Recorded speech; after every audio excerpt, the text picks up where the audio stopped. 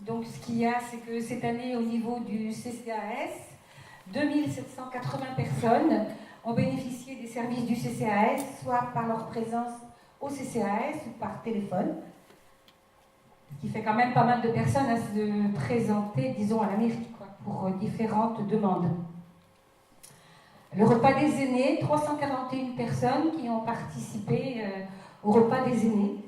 Et donc, ce qu'il y a, c'est que depuis 3 ans, nous avons mis en place, justement, pour l'EHPAD Isaac de Rohan, qui comprend Vert-Pré et Bleu-Océan, ainsi que l'EHPAD des Bruyères à la Groulay, un goûter pour que tous les résidents puissent en profiter.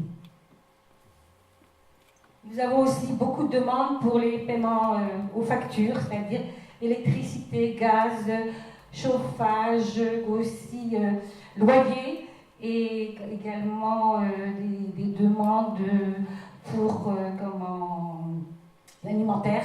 80 demandes ont été réalisées cette année.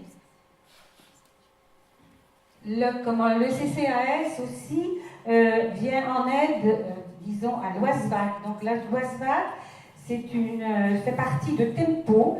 C'est une aide qui est faite avec le CNS, la CAF et aussi le CCAS de Blain, et qui en fin d'année viennent aider les familles pour qu'elles puissent partir en vacances, des familles défavorisées. Et donc ça leur permet de partir en vacances avec ces différentes aides qui leur sont apportées. 449 logements sociaux aussi ont été proposés par le CCAS, puisque les personnes viennent faire des demandes pour avoir des logements sociaux, si bien qu'on se réunit régulièrement, pratiquement 2 fois par mois, pour proposer justement les personnes qui sont en demande de logements sociaux. Dans la partie justement des bateliers, c'est-à-dire dans le même... où se trouve l'école André Chédid, ainsi que le futur Adapey. Donc 29 logements sociaux ont été faits et les logements ont été attribués aux gens justement dans ce domaine-là. La subvention communale attribuée au CCAS est de 76 850 €.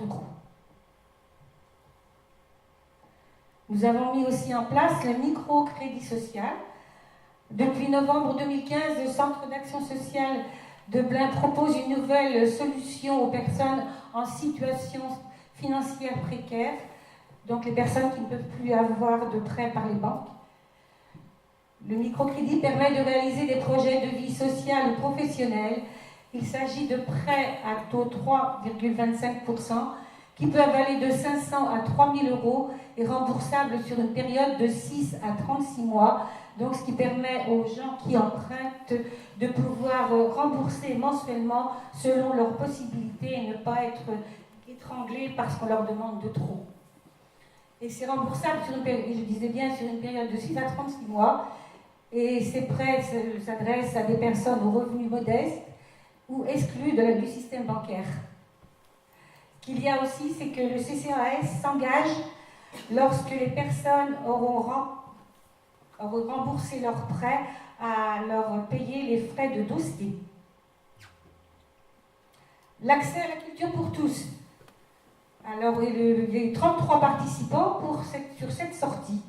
C'est une action structurée et développée depuis mars 2017 qui permet aux personnes isolées socialement ou financièrement de se rendre à des spectacles culturels. L'accompagnement est assuré à la fois par des membres du CCAS, donc il y a un chauffeur, un accompagnateur, et qui emmène les bénévoles dans les différents théâtres ou alors écouter de la musique. Nous sommes aussi avec le Grand T sur Nantes, où ce jour-là, c'est là le départ justement du spectacle du Grand T, et les personnes de Blain sont allées, donc elles sont mises en place dans l'orchestre, avec le chef d'orchestre qui explique un petit peu le fonctionnement de tous les instruments, à quoi ça sert, comment ils fonctionnent, et ensuite après ils se retrouvent tous, où un petit dîner est offert, quoi. Donc les partenaires qui emmènent, ce sont les associations caritatives telles que le Secours populaire, le Secours catholique et les associations caritatives qui accompagnent aussi les personnes qui vont au spectacle dans les différentes communes du territoire aussi, hein, parce que nous tournons aussi tout autour de nous. Là, samedi dernier, il y avait un spectacle à Orizingue et donc plusieurs personnes sont allées voir le spectacle. Et tous les mois, jusqu'au mois de février, il y a une sortie qui est prévue. Et donc, les personnes qui viennent au théâtre, il leur est demandé une somme de 2 € par personne pour pouvoir assister au spectacle. Le reste est payé par le CCAS. Voilà. Donc, les prévisions pour 2019-2020, nous prévoyons une épicerie sociale. Déjà, nous avons eu une réunion l'autre jour avec justement les différents partenaires, puisque nous sommes avec les réseaux sociaux, avec le CMS de Blain, le centre médico-social. Donc nous sommes à 6 communes, puisque nous sommes dans le pays de Blain 4 communes, mais le CMS englobe en plus Fête-Bretagne et Notre-Dame-des-Landes. Donc nous nous sommes réunis et le site a été retenu. C'est au centre municipal blinois qui se trouve derrière le Leclerc. Et donc le local a été trouvé. Maintenant, il ne nous reste plus qu'à bien sûr aménager l'intérieur et surtout à créer une association qui prendra en charge cette épicerie sociale. Donc dès maintenant, nous faisons appel aux bénévoles qui souhaiteraient venir avec nous pour justement monter cette épicerie sociale.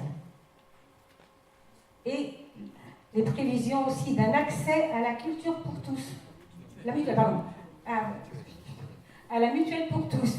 Parce que malheureusement, comme dans beaucoup d'endroits, dans beaucoup de communes, beaucoup de personnes n'ont pas de mutuelle. Et lorsqu'il y a des hospitalisations ou autrement même des choses très graves, les personnes n'ont rien pour justement, et la sécurité sociale rembourse, mais les mutuelles, il n'y en a pas, donc c'est très très dur pour eux. Donc ce que l'on voudrait, c'est justement mettre une mutuelle à disposition pour que les gens puissent venir rencontrer soit les assurances ou d'autres mutuelles, des mutuelles qui pourraient les prendre en charge à moindre coût, de façon à ce qu'au moins avec la mutuelle, il n'y ait pas de souci quand il y a de gros pépins qui arrivent. Voilà. Merci Marie-France.